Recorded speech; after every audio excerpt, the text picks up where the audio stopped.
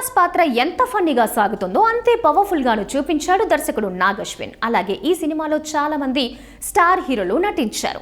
విజయ్ పాత్ర ఈ సినిమాలో కొంతసేపు మాత్రమే ఉంటుంది. అలాగే విజయ్ పాత్రపై కొన్ని నెగిటివ్ కమెంట్స్ కూడా వినిపిస్తున్నాయి. తాజాగా విజయ్ మాట్లాడుతూ కల్కి సినిమా చూశాను, సినిమా చాలా ఎమోషనల్ గా అనిపించింది. ఇండియన్ సినిమా, ముఖ్యంగా తెలుగు సినిమా మరో స్థాయికి వెళ్ళింది.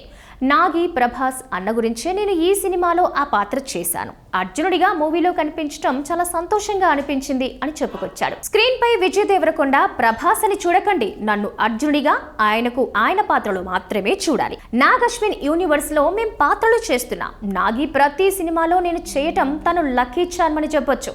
మహానటి, కల్కి రెండు చాలా గొప్ప సినిమాలు. అలాగే కల్కి పార్ట్ 2లో విజయ్ పాత్ర ఎక్కువ ఉంటుందని అశ్విని దత్ అన్నారు. దీనిపై విజయ్ స్పందిస్తూ ఆయన చెప్పారంటే కరెక్టే అయి ఉంటుంది అని అన్నాడు. ఈ కామెంట్స్ ఇప్పుడు వైరల్ అవుతున్నాయి.